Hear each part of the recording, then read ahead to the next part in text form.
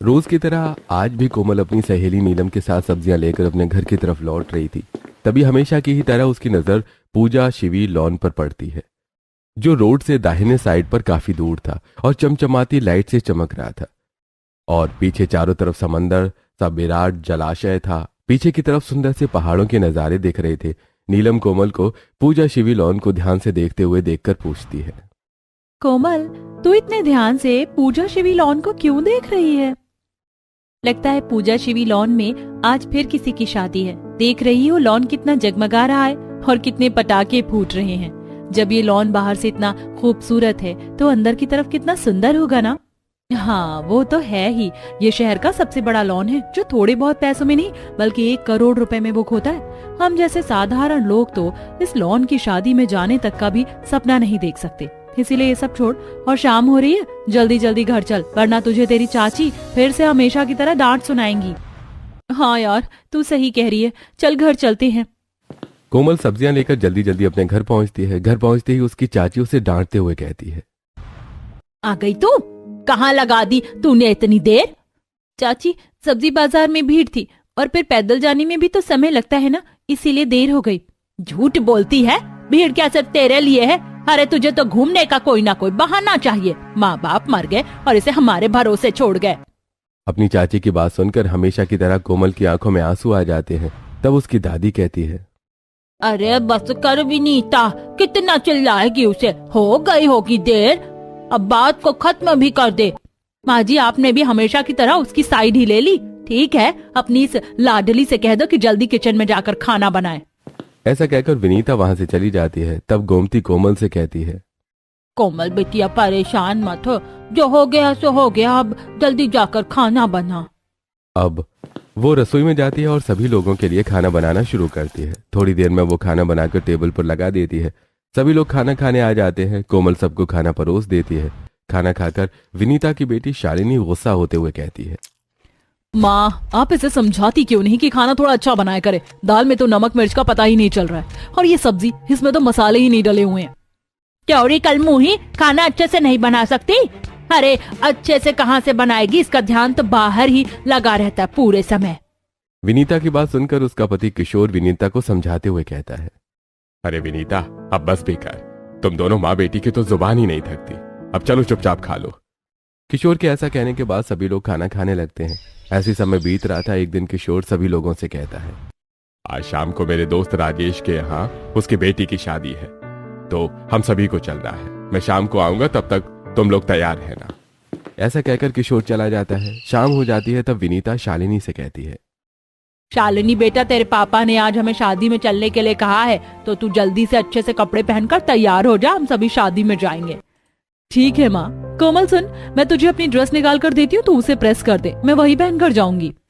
शालिनी कोमल को अपना ड्रेस लाकर देती है और कोमल उसे प्रेस करती है। तभी उसकी चाची कहती है, कोमल जरा मुझे चूड़ियां पहना दे और मेरी कंघी भी कर दे। कोमल अपनी चाची को चूड़ियां पहनाती है, उसके बाद उनकी कंघी करती है और फिर वो अपनी चाची से कहती है, चाची, आप लोग अपने साथ मुझे भी शादी में ले चलो ना, मुझे भी शादी में जाने का बहुत मन कर रहा है।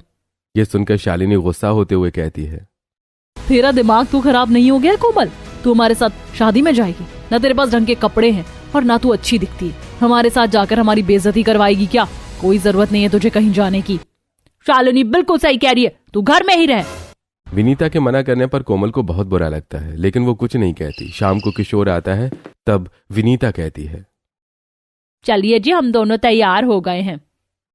कोमल और माँ जी को भी तो साथ रख लो ना। ये सुनकर पीछे बैठी गोमती कहती है, तेरी बीवी कोमल को नहीं ले जा रही है, अगर कोमल नहीं जाएगी तो मैं भी नहीं जाऊंगी। विनीता, कोमल को भी साथ रख लो। अजी, आप तो अपना मुंह बंद ही रखिए। 4 लोगों के बीच में हमारी भी कोई इज्जत है कि नहीं? उसके पास ना ढंग के कपड़े हैं ना चप्पल है, और कहाँ जाएगी वो हमारे साथ हमारी बेइज्जती करवाने? आप तो चुपचाप चलिए, वरना मैं भी नहीं जाऊंगी। यह सुनकर किशोर भी चुप हो जाता है।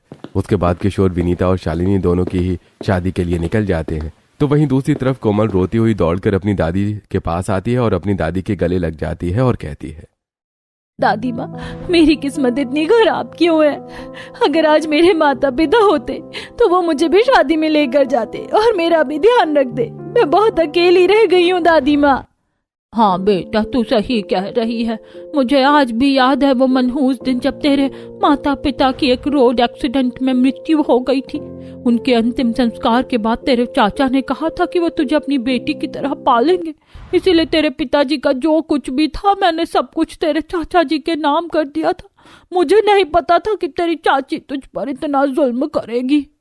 ऐसे ही कुछ दिन बीत जाते हैं। एक दिन कोमल अपनी चाची विनीता के साथ बाजार सब्जी लाने के लिए गई थी। वो वापस लौट ही रही थी कि तभी अचानक कोमल के सामने एक कार रुकती है और उसमें से एक बहुत सुंदर स्मार्ट सी अमीर लड़की उतरकर दौड़कर कोमल के पास आती है और उसे गले लगाते हुए कहती है, कोमल, तूने मुझे पहचाना नहीं? मैं काजल हूँ, तेरे स्कूल की फ्रेंड। अब कोमल भी उसे पहचान लेती है और खुश होते हुए कहती है, हाँ हाँ काजल, मैं तुझे कैसे भूल सकती हूँ। तू अपनी पढ़ाई पूरी करने के लिए अपने मम्मी पापा के साथ अमेरिका चली गई थी ना? पर अभी कुछ महीनों पहले ही मैं अमेरिका से लौट आई हूँ। चाची, ये मेरी स्कूल की फ्रेंड है काजल। हम दोनों एक ही क्लास में पढ़ते थे। ये पढ़ाई में बहुत अच्छी थी और पता है मैथ्स के पेपर में तो ये हमेशा ही मुझे नकल बताती थी। विनीता काजल को देखकर मन में सोच रही थी, कितनी अमीर है ये और कितनी बड़ी गाड़ी से आई है। तभी काजल कहती है, कोमल, मुझे तेरा नंबर दे दे, मैं तेरे घर आऊंगी तुझसे मिलने। लेकिन काजल, मेरे पास तो फोन है ही नहीं। तभी विनीता झट से कहती है, अरे कोमल, मेरा नंबर दे दो ना। काजल बेटा, मेरा नंबर लिखो और हाँ, तुम्हारा अपना ही घर है, जब मर्जी आ जाना। ऐसा कहकर विनीता काजल को अपना नंबर दे देती है और फिर कोमल के साथ अपने घर लौट आती है। ऐसे 4-5 दिन बीत जाते हैं। एक दिन काजल विनीता के घर आती है। विनीता जैसे ही दरवाजा खोलती है वो काजल को देखकर चौंक जाती है। फिर काजल उसे एक बड़ा सा सेलिब्रेशन का डिब्बा देते हुए कहती है, विनीता चाची, आपके लिए। वैसे कोमल कहाँ है? आओ बेटा, कोमल सामने अपने कमरे में है, तुम वहीं चली जाओ। काजल कोमल के कमरे में चली जाती है। तब कोमल काजल को देखकर बहुत खुश हो जाती है। दोनों आपस में बात ही करती हैं। थोड़ी देर बाद कोमल कहती है, काजल तू बैठ, मैं तेरे लिए कुछ नाश्ता बना कर लाती हूँ। तभी विनीता वहां आ जाती है और बड़े प्यार से कहती है, अरे नहीं नहीं कोमल, तू नाश्ता क्यों बनाएगी? रुक, मैं तुम दोनों के लिए नाश्ता बना कर लाती हूँ। गोमती हॉल में बैठी ये सब कुछ देख रही थी और साथ ही समझ रही थी विनीता उसकी सहेली की नहीं बल्कि उसके पैसों की इज्जत कर रही है। थोड़ी देर बाद विनीता उन लोगों के लिए नाश्ता बनाकर लाती है। कोमल नाश्ता करती है, उसके बाद कहती है, चाची जी, अब मैं चलती हूँ। दरअसल मैं आप लोगों को अपनी शादी के लिए इनवाइट करने के लिए आई थी। 2 दिन बाद मेरी शादी है और पूजा शिवी लॉन में है, आप लोग जरूर आना। ऐसा कहकर काजल वहां से चली जाती है। उसके जाने के बाद विनीता और कोमल हॉल में आते हैं जहां गोमती और शालिनी दोनों बैठे हुए थे। फिर विनीता सोफे पर बैठते हुए कहती है, कोमल, तेरी सहेली तो बड़ी ही अमीर निकली। शहर के सबसे बड़े लॉन में उसकी शादी, हम लोग जरूर चलेंगे। सभी लोग बहुत खुश थे। 2 दिन बाद शाम को विनीता शालिनी से कहती है, शालिनी, जल्दी से तैयार हो जा और सुन, अपने एक जोड़ी कपड़े कोमल को भी दे देना, उसकी सहेली की शादी में जाना है ना। माँ, अब मुझे उस गरीब फटीचर को अपने कपड़े देने पड़ेंगे। बेटा, काजल सहेली तो उसी की है ना, उसी की वजह से हमें शादी में जाने का मौका मिल रहा है, इसीलिए तुझे अपने कपड़े देने पड़ेंगे। अब शालिनी कोमल को अपने कपड़े दे देती है और दोनों मिलकर तैयार हो जाती हैं। सभी लोग तैयार होकर पूजा शिवी लॉन के लिए निकल पड़ते हैं। वो लोग ऑटो से पूजा शिवी लॉन के बाहर पहुंचते हैं। सभी लोग देखते हैं कि पूजा शिवी लॉन का गेट बहुत बड़ा हुआ और वहां बहुत सारी लाइट लगी हुई थी। साथ में 4 चौकीदार भी खड़े हुए थे। सभी पूजा शिवी लॉन के अंदर जाते हैं। अंदर का नजारा देखते ही सबके होश उड़ जाते हैं। विनीता कहती है, ओह वाह, ये लॉन कितना बड़ा और कितना खूबसूरत है। कितनी सारी लाइट लगी है यहाँ और इतनी डेकोरेशन। मैंने इतनी सुंदर जगह आज तक नहीं देखी अपनी जिंदगी में। अरे बहू, अब तू कहीं खुशी से बेहोश मत हो जाना, चल आगे चलते हैं। सभी लोग स्टेज की तरफ बढ़ते हैं। स्टेज पर काजल एक बहुत सुंदर गाउन में खड़ी होती है। काजल जैसे ही कोमल को देखती है तो स्टेज से नीचे उतर कर आती है और दौड़कर कोमल को गले लगा लेती है और कहती है, कोमल, स्टेज पर मेरे साथ चल और फोटो खिंचवा। काजल कोमल का हाथ पकड़कर स्टेज पर ले जाती है और उसे अपने पति से मिलवाती है। फिर साथ में फोटो क्लिक करवाती है। उसके बाद उससे थोड़ी देर बातें करती है और काजल कहती है, ठीक है कोमल, अब मैं बाकी मेहमानों से मिल लेती हूँ, लेकिन तुम लोग अच्छी तरह खाना खाकर जाना। अब कोमल स्टेज से नीचे उतरती है। फिर सभी लोग खाने की तरफ जाते हैं। वहां बहुत अलग अलग वैरायटी का खाना था। सभी लोग पेट भरकर खाना खाते हैं और शादी को एंजॉय करते हैं। उसके बाद सभी लोग घर लौट आते हैं। अगले दिन सभी लोग हॉल में बैठे थे। तभी विनीता कहती है, कितना सुंदर मैरिज लॉन था वो। काश मेरी बेटी की भी शादी वहाँ से हो सकती तो कितना अच्छा होता। विनीता, दिन में सपने देखना बंद कर दे। वो करोड़पतियों का मैरिज लॉन है। हम जैसे लोग तो वहां पर चले गए, ये भी हमारी खुशकिस्मती है। ये सुनकर विनीता अपने कमरे में चली जाती है और किशोर भी किसी काम से घर के बाहर चला जाता है। तब गोमती कोमल को अपने पास बुलाती है और कहती है, कोमल बेटा, मेरा तो दिल कह रहा है कि तेरी शादी उसी लॉन में होगी।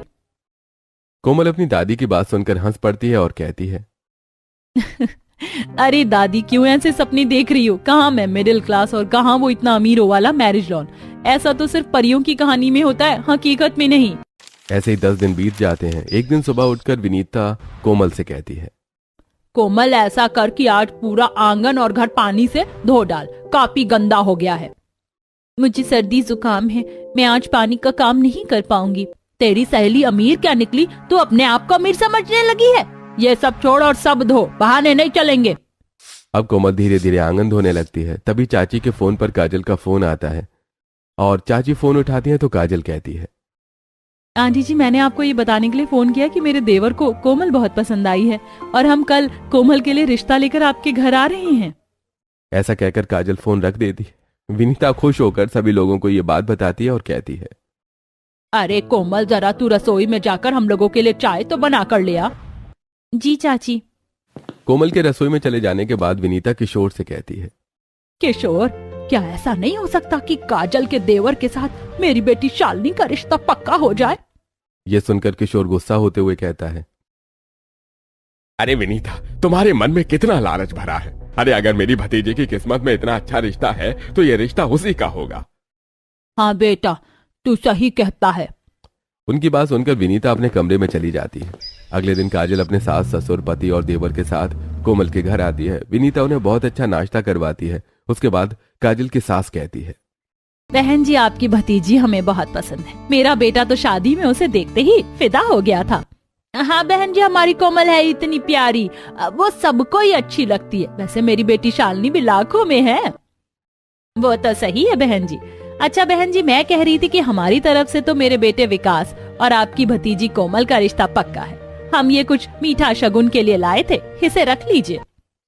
विनीता खुशी खुशी मीठे का डिब्बा लेते हुए कहती है, बहन जी, कहाँ आप इतने बड़े लोग और कहाँ हम गरीब लोग। हम भला अपनी बेटी की शादी आपके घर कैसे कर सकते हैं? हमारे पास तो इतने पैसे भी नहीं है कि आपकी मेहमानों की खातिरदारी के लिए कुछ अच्छा लॉन बुक कर सके।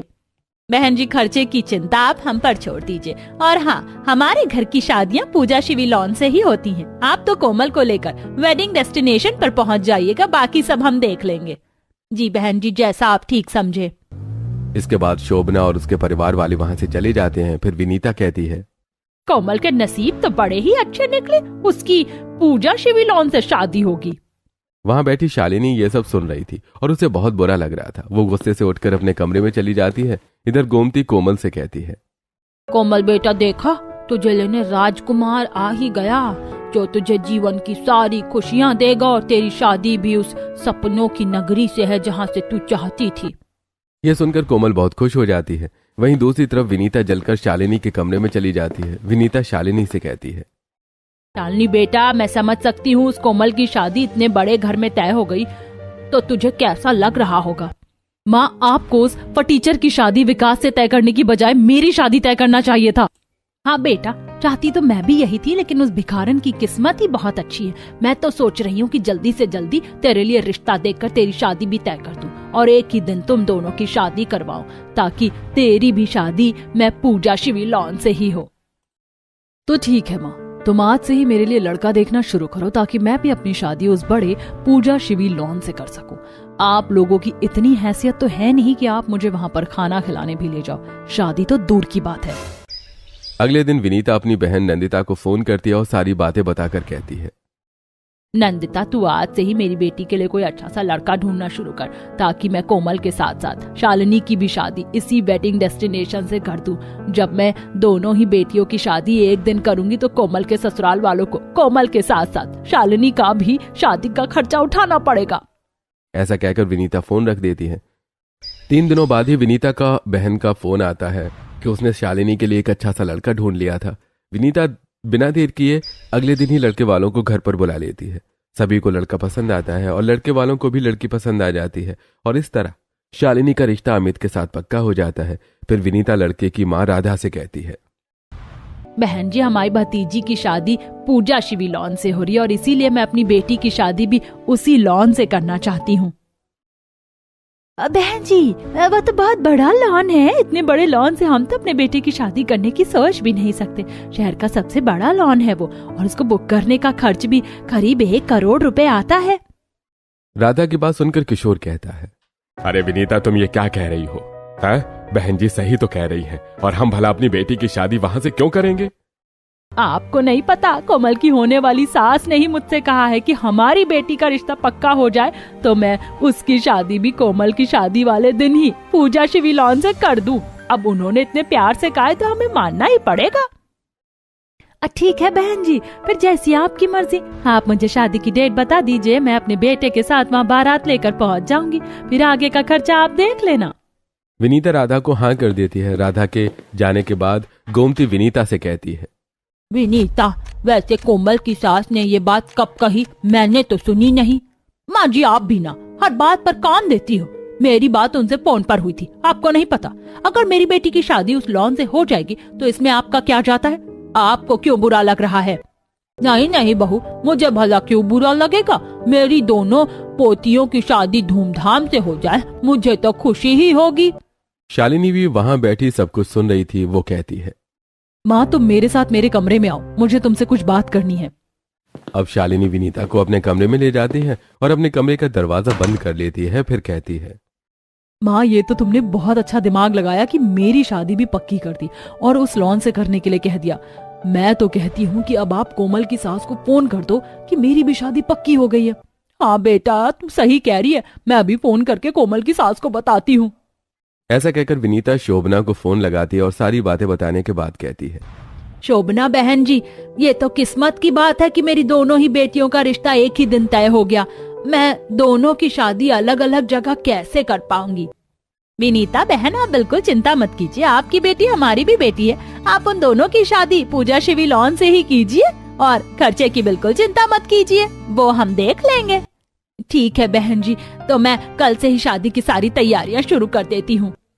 विनीता खुशी के साथ शादी की तैयारी में लग जाती है। लेकिन जहां वो एक तरफ शालिनी के लिए ढेर सारी खरीदारी कर रही थी तो वहीं कोमल के लिए कुछ भी नहीं खरीद रही थी। गोमती ये सब देखकर कहती है, बहू, मैं देख रही हूँ कि तू सारी तैयारियां अपनी बेटी शालिनी के लिए ही कर रही है। अरे अपनी भतीजी कोमल के लिए भी तो थोड़ी तैयारी कर ले। ये सुनकर विनीता चिढ़ते हुए कहती है, माँ जी, आप तो अच्छी तरह जानती हैं कि कोमल का रिश्ता इतने बड़े घर में तय हुआ है, उसे भला किसी तैयारी की क्या जरूरत है? तैयारी की जरूरत तो मेरी बेटी को है, इसीलिए मैं उसकी शादी की तैयारी कर रही हूँ। ऐसा कहकर विनीता अपने कमरे में चली जाती है। अगले दिन सुबह सुबह शोभना को फोन आता है और वो विनीता से कहती है, विनीता बहन, कल से हल्दी का दस्तूर शुरू होगा, इसीलिए आप अपने परिवार के साथ पूजा शिवी लॉन में पहुंच जाइए। हम लोग भी कल वहीं पहुंच जाएंगे और तैयारी की चिंता मत कीजिए, सारी तैयारी हमने कर रखी है। बहन जी, आप हमारे लिए इतना कुछ कर रही हैं, मैं आपको क्या कहूँ। उन दोनों की बातें खत्म होती हैं। फिर विनीता फोन रख देती है और सभी की सारी बातें बताती है। ये सुनकर किशोर खुश होते हुए कहता है, अरे विनीता, ये सब हमारी भतीजी की किस्मत से हो रहा है। उसकी किस्मत अच्छी का फायदा हमारी बेटी को भी मिल रहा है। ये सारी बातें सुनकर शालिनी और विनीता मन ही मन जल जाती हैं। अगले दिन सभी लोग पूजा शिवी लॉन पहुंच जाते हैं। कोमल देखती है कि पूजा शिवी लॉन बहुत ही सुंदर सजा हुआ है। चारों तरफ लाइटिंग, बड़े बड़े झूमर और बड़े बड़े गुलदस्ते रखे हुए हैं। सामने बहुत बड़ा स्टेज है जो कि फूलों से डेकोरेट हुआ है। वो लोग आगे बढ़ रहे थे कि तभी शोभना वहां आती है और कहती है, आइए बहन जी, हम लोग आपका ही इंतजार कर रहे थे। देखिए वो ऊपर वाली जो बालकनी दिखाई दे रही है ना, वहाँ जो कमरे हैं वो आप लोगों के लिए हैं और हमारे कमरे नीचे हैं। अब आप लोग जाइए और हल्दी की तैयारी कीजिए, मिलते हैं हल्दी में। जी बहन जी। विनीता अपने परिवार के साथ ऊपर के कमरों में आ जाती है। विनीता देखती है कि कमरे काफी बड़े बड़े और बहुत खूबसूरत थे। साथ में एसी भी लगा हुआ था। वो लोग अपना अपना कमरा देख ही रहे थे कि तभी वहां पर एक वेटर आता है और कुछ शगुन की थालियां वहां रखते हुए कहता है, मैम साहब, ये शोभना मैम साहब ने भिजवाया है। इसमें दोनों दुल्हनों के हल्दी के कपड़े और ज्वेलरी भी है, साथ में बाकी पूरे परिवार के लिए भी कपड़े हैं। शोभना मैम ने कहा है कि आप लोग तैयार होकर नीचे आ जाइए, फंक्शन शुरू होने वाला है। वेटर ऐसा कहकर चला जाता है। सभी लोग ये देखकर बहुत खुश हो जाते हैं। विनीता कहती है, चलो अब तुम दोनों जल्दी जल्दी तैयार हो जाओ। अब कोमल और शालिनी दोनों अलग अलग कमरों में जाती हैं और तैयार होने लगती हैं। थोड़ी देर बाद सभी लोग तैयार हो जाते हैं। कोमल और शालिनी दोनों ने बहुत सुंदर फिश कट लहंगा पहना हुआ था। दोनों बहुत सुंदर लग रही थी। दोनों दुल्हन नीचे उतर कर आई तो सभी लोगों ने देखते ही रह गई। थोड़ी देर में दूल्हा दुल्हन को स्टेज पर बैठाकर हल्दी का फंक्शन शुरू हुआ। सबने आकर उन्हें थोड़ी थोड़ी हल्दी लगाई, फिर सबने मिलकर डांस किया और फिर खाने पीने के साथ साथ हल्दी का फंक्शन खत्म हो गया और वो लोग अपने अपने कमरे में जाकर आराम करने लगे। आराम करते हुए कोमल अपनी दादी माँ से कहती है, दादी माँ, मुझे तो सब कुछ सपनों की तरह लग रहा है। काश मेरे माता पिता जिंदा होते तो वो ये सब कुछ देखकर कितने खुश होते। हाँ बेटा, खुश तो होते। उनकी आत्मा आज भी तुम्हें देखकर बहुत खुश हो रही होगी। उनका और मेरा आशीर्वाद हमेशा तेरे साथ है बेटा, तू हमेशा खुश रहेगी। ऐसे ही अगला दिन आ जाता है और फिर वेटर मेहंदी की ड्रेस लाकर वहां रख कर चला जाता है। सभी लोग तैयार होते हैं और वो दोनों लांचे में बहुत सुंदर लग रही थी। आज भी वो तैयार होकर नीचे आई तो सभी लोगों ने देख रहे थे। फिर वो दोनों स्टेज पर बैठती हैं और मेहंदी का प्रोग्राम शुरू होता है। मेहंदी आर्टिस्ट उन्हें मेहंदी लगाती है और नाच गाने और खाने पीने के साथ उनकी मेहंदी का प्रोग्राम भी खत्म होता है और वो लोग अपने अपने कमरे में जाकर आराम करने लगते हैं। इधर विनीता शालिनी से कहती है, शालिनी बेटा, तेरे पिताजी की चलती तो वो तो तेरी शादी कभी भी यहाँ से नहीं होने देते। वो तो मैंने अपना दिमाग लगाकर तेरी शादी यहाँ से करवा दी। हाँ माँ, आप बात तो सही कह रही हो। बस कल सब कुछ ठीक ठाक हो जाए। ऐसे ही शादी का दिन आ जाता है। वेटर दोनों दुल्हनों के लिए शादी का लांचा लेकर आता है और वहां रखकर चला जाता है। तब विनीता कहती है, चलो अब तुम दोनों जल्दी से तैयार हो जाओ। शोभना बहन जी ने खबर भेजी है कि मुहूर्त के अंदर अंदर ही शादी करनी है। दोनों बहनें अपने कमरों में जाकर तैयार होने लगती हैं।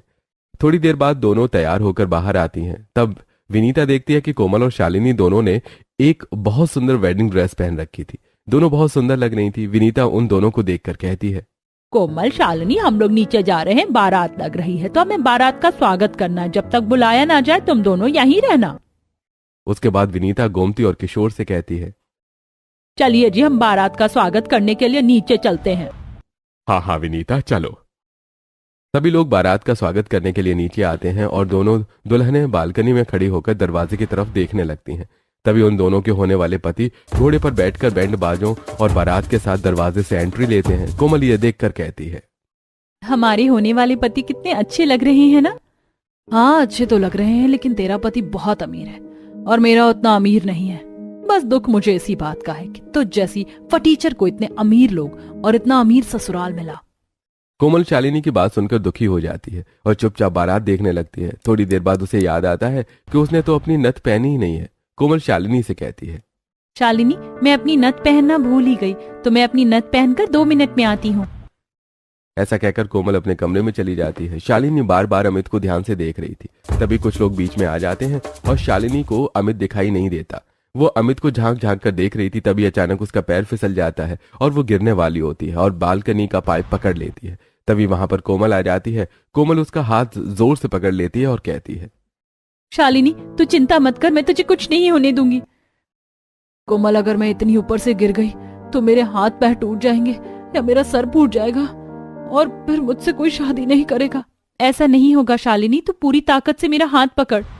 ऐसा कहने के बाद कोमल पूरी ताकत से शालिनी को अपनी तरफ खींचती है। काफी देर खींचने के बाद शालिनी ऊपर आ जाती है। तभी वहां पर विनीता, किशोर और गोमती भी आ जाते हैं। शालिनी दौड़कर विनीता के गले लग जाती है और सारी बातें बताती है। यह सब सुनकर विनीता दुखी होते हुए कहती है, कोमल, आज तक हमेशा मैं तुझ में और अपनी बेटी में फर्क करती रही। हमेशा तुझे बुरा भला कहा, तुझसे काम करवाया और तुझ पर जुल्म किया, लेकिन आज तूने मेरी बेटी की जान बचा ली।